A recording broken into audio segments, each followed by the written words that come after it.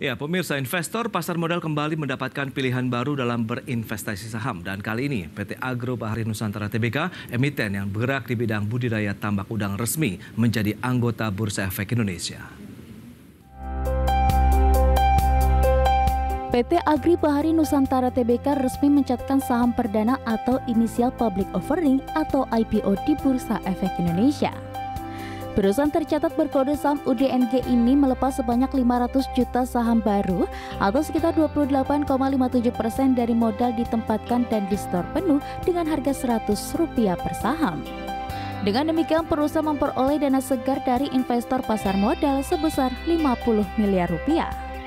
Dana hasil IPO sebesar 88,89% dialokasikan untuk ekspansi bisnis dengan membangun tambak udang baru yang direncanakan berlokasi di daerah Provinsi Kepulauan Bangka Belitung melalui perusahaan anak yang dimiliki perseroan sebesar 99,99%.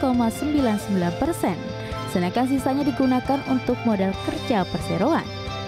Emiten industri pembesaran krustasea air payau, khususnya tambak untuk budidaya udang Fanamain, di daerah Bangka Selatan, Provinsi Bangka Belitung ini juga menerbitkan 400 juta waran seri 1.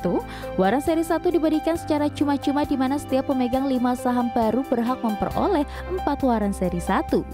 Dan setiap satu waran seri 1 memberikan hak untuk membeli satu saham baru dengan harga pelaksanaan Rp105 setiap saham. Saat ini aset utama perseroan terdiri dari 10 kolam, tambak udang intensif sebanyak 4 kolam, tambak udang super intensif 3 kolam tendon, 4 kolam instalasi pengelolaan air limbah atau IPAL, dan peralatan pendukung seperti aerator atau kincir air serta pompa. Sementara dalam menjalankan usahanya, perseroan mengedepankan pendekatan sains dan statistik dalam menjalankan operasional produksi, sehingga perseroan dapat mengurangi risiko gagal panen dari penyakit atau cuaca yang pada umumnya melanda pada proses budidaya. Dari Jakarta, Tim Liputan IDX.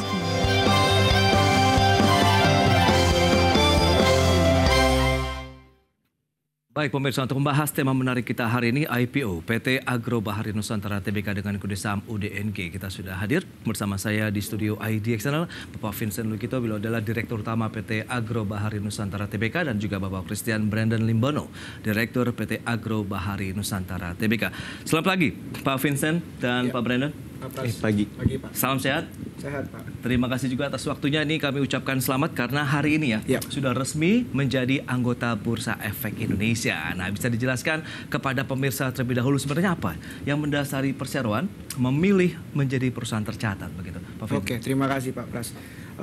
Kami manajemen optimis ya Pak ya untuk industri budidaya udang Faname khususnya kedepannya sangat baik, dan untuk sekarang juga pemerintah mendukung full untuk industri budidaya tambak udang. Selain itu juga kebutuhan dunia tidak tercukupi saking banyaknya ya Pak ya, jadi supply-nya memang tidak tercukupi. That's why market price juga lumayan stabil. Nah, karena hal tersebut kami melihat ini sesuatu yang in the future it will be a good thing banget gitu ya Pak ya. Maka dari itu kami secara manajemen juga mendukung program pemerintah, karena Indonesia itu one of the top 5 exporter of udang Faname. Ya, jadi dengan terlaksananya IPO ini ya kami menargetkan untuk bisa membantu menambahkan target produksi seperti itu Pak. Baik, nah lantas bagaimana dengan saham-saham yang dilepas ke publik ini? Berapa banyak begitu Pak Brandon? Mungkin bisa menjelaskan kepada pemirsa begitu. Kita dilepas 5 juta lot dan juga mencetak waran seri 1 5/4 ya.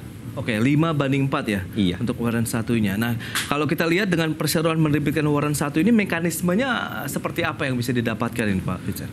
Oke, jadi untuk mekanisme waran seri satunya itu untuk investor yang membeli saham pada saat IPO akan mendapatkan waran seri 1 dengan as mentioned before rasio 5/4 di mana from now onwards, from hari ini bisa diperdagangkan dan bisa dieksekusi 6 bulan setelah hari ini.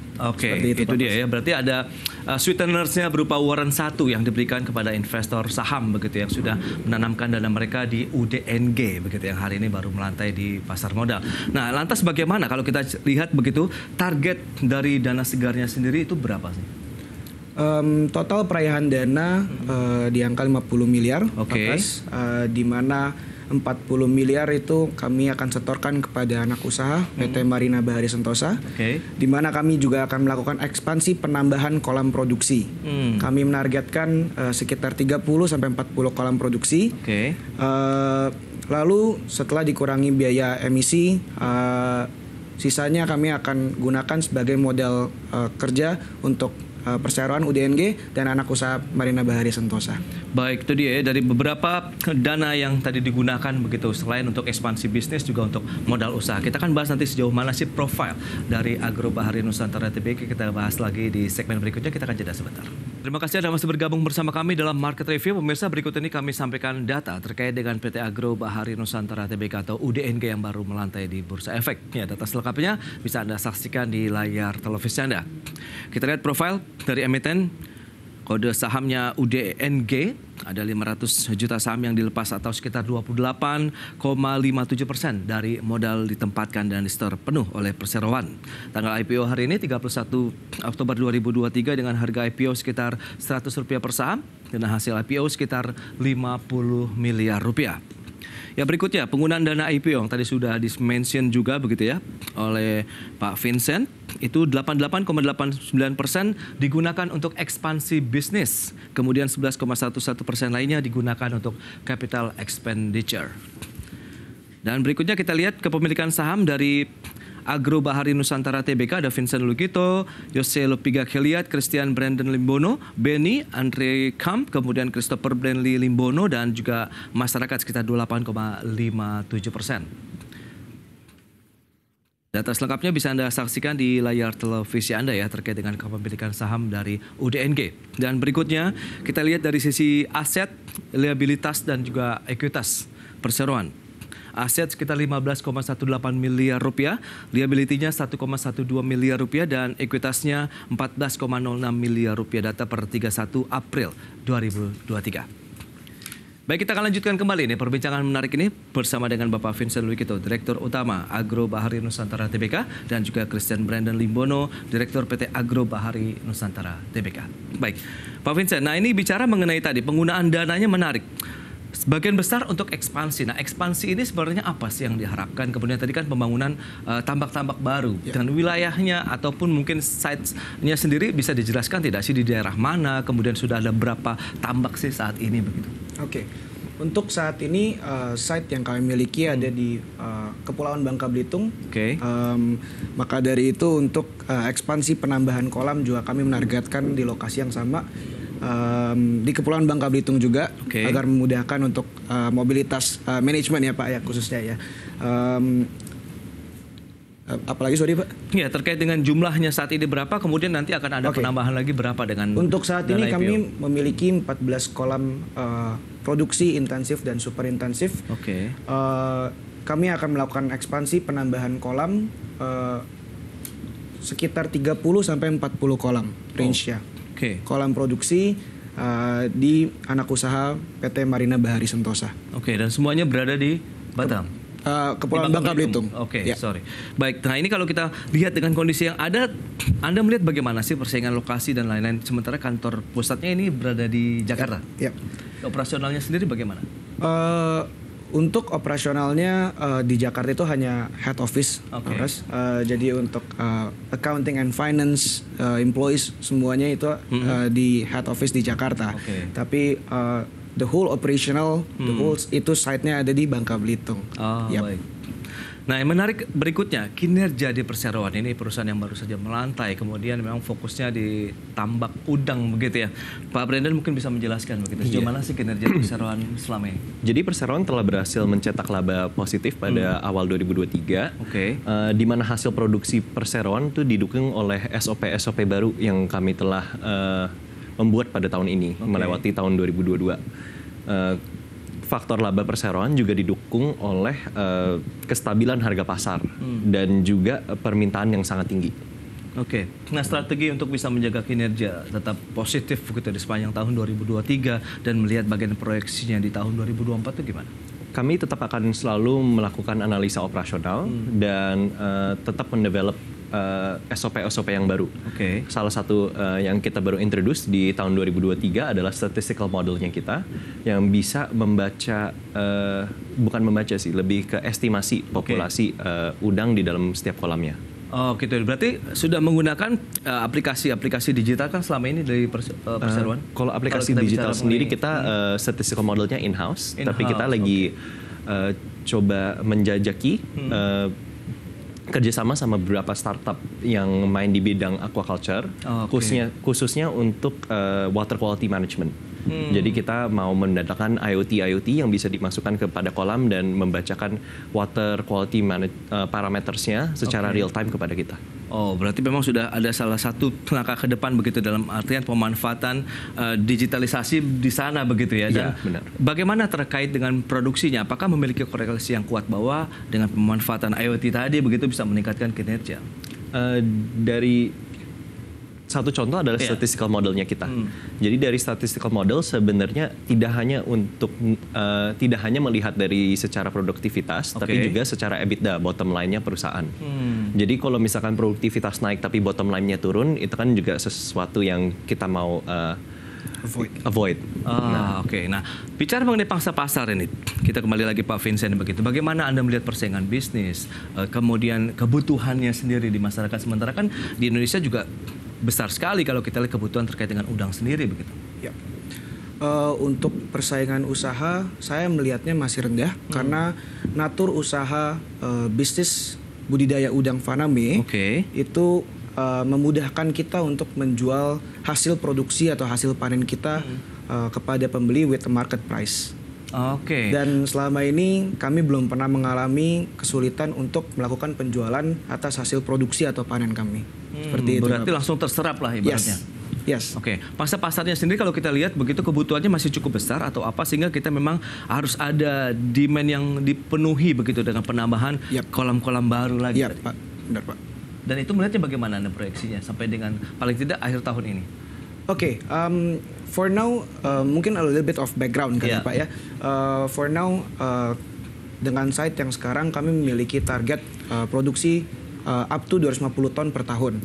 Nah, kami menargetkan dengan penambahan kolam ekspansi baru melalui anak usaha, itu kami menargetkan bisa mencapai 850 ton per tahun produksinya. Wow, 800 ton per tahun ya? Ya, per tahun. Wah, luar biasa. Nah, lantas bagaimana dengan kondisi yang ada begitu? Daerah-daerah mana saja sih yang menjadi penopang, backbone lah paling tidak untuk pemasaran produk dari perseroan? Untuk saat ini tetap masih Pak operasional kita di Kepulauan Bangka Belitung, khususnya saat kita di Bangka Barat. So itu geographically kami operasinya di situ. Pangsa pasarnya apakah hanya untuk wilayah situ atau seluruh Indonesia nih? Kalau seluruh Indonesia Pak. Jadi memang hasil produksi panen kita difokuskan untuk ekspor. Memang kalau kita lihat kebutuhan ekspor terkait dengan udang ini juga masih cukup tinggi ya? Ya, benar Berarti Pak. Anda melihat dengan tercukupi bahkan. Tidak tercukupi. Nah, itu dia potensi 50 miliar begitu. Apakah nanti bisa menjadi salah satu ya booster nih kalau kita lihat begitu? Nah, bagaimana dari sisi profil perusahaan juga yang bisa disampaikan kepada pemirsa ini? Mungkin Pak Vincent atau? Perseroan kami berdiri tahun 2019 Pak. Awalnya kami hanya miliki 6 kolam produksi. Saya dan Pak Jose Lupega Keliat secara founder saat itu membangun tambak ini ya Pak ya. Sampai sekarang kami belajar, kami beradaptasi terhadap SOP yang ada di lapangan. Dan sekarang kami memiliki 14 kolam produksi.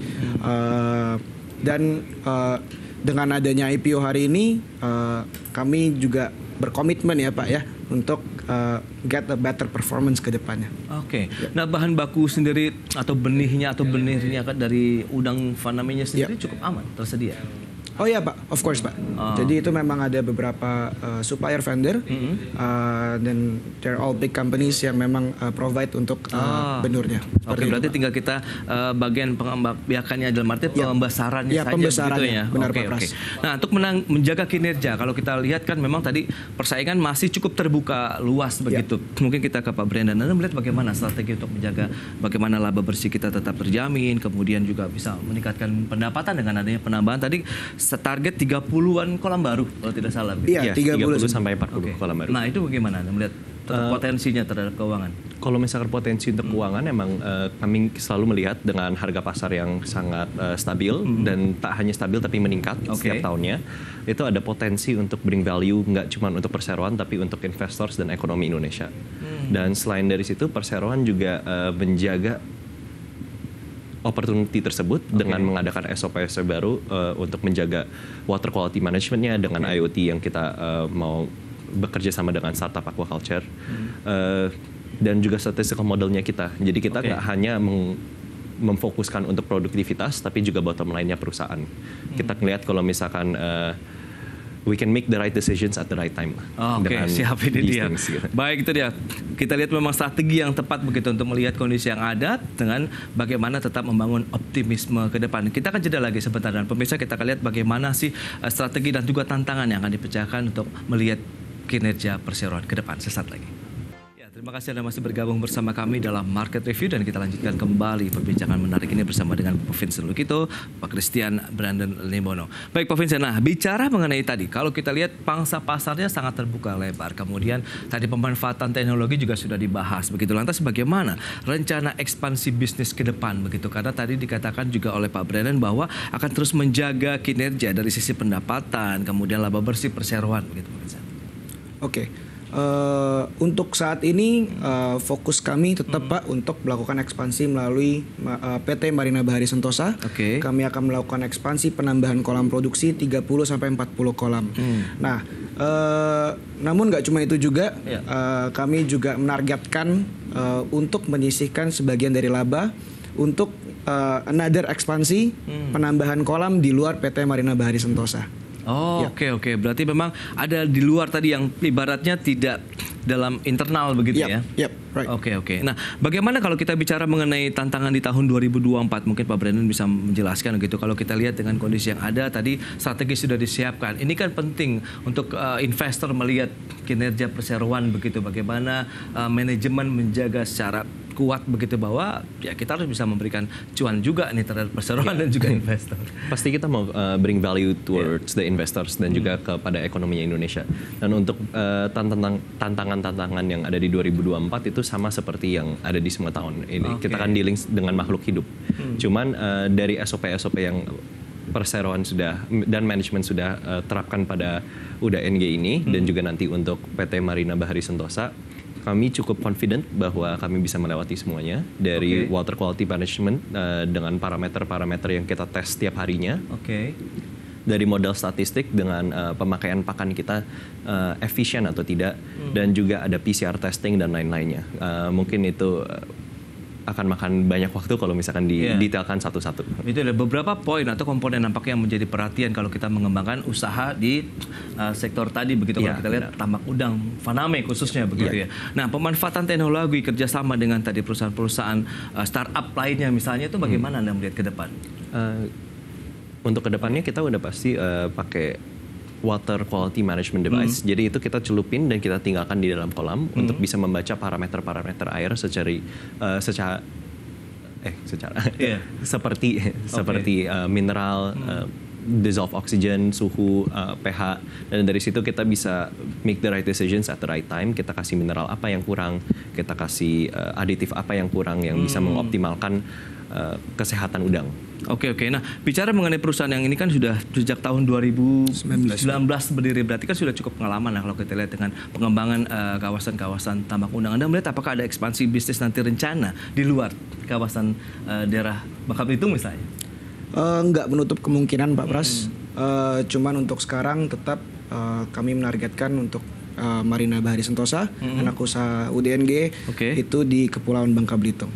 Tapi kalau tidak menutup kemungkinan. Iya, itu dia. Anda melihat kan pangsa pasarnya cukup besar begitu di Indonesia. Bahkan pemerintah fokus kepada wilayah-wilayah luar Indonesia, misalnya dalam artian Indonesia Timur begitu. Anda melihat bagaimana potensi bisnisnya ke depan. Kemudian apakah hanya fokus untuk wilayah Jawa sajalah yang menyerap produk-produk dari perseroan atau bagaimana? Untuk yang menyerap buyer itu mereka selalu datang ke site kita Pak. Ya, jadi itu mekanismenya that's how it works. mereka datang bawa produk kita back to the pabrik. Jadi seperti itu sih Pak. Ya, dari sisi kesiapan SDM sendiri untuk menjamin tadi bahwa pemanfaatan teknologi, kita tahu kan kinerja untuk menjaga kualitas air dan lain-lain itu kan harus dilakukan secara kontinu dan setiap hari. Dan ini bagaimana Anda melihatnya? Of course Pak, kita manajemen juga jalankan SDM dan employee ya Pak ya. Kita pun juga kita harus beradaptasi sebagai direksi. Kita pun juga belajar setiap hari Pak. Jadi memang itu hal yang memang harus dilakukan seperti itu ya Pak. Jadi of course kita pasti adaptasi terus with the technology yang apa yang bisa opportunities untuk operasional perusahaan kami. Dan secara bioteknologi pun juga seperti itu Pak. Baik, lantas optimisme Anda melihat ke depan untuk perseroan dan juga sektor bisnis yang tadi masih sangat terbuka, peluangnya ini bagaimana Pak Vincent? Oh, saya optimis sekali Pak. Saya sangat optimis. Saya yakin bahwa Indonesia bisa jadi the first one malah. The top one, not only the top 5, but the first rank gitu ya Pak.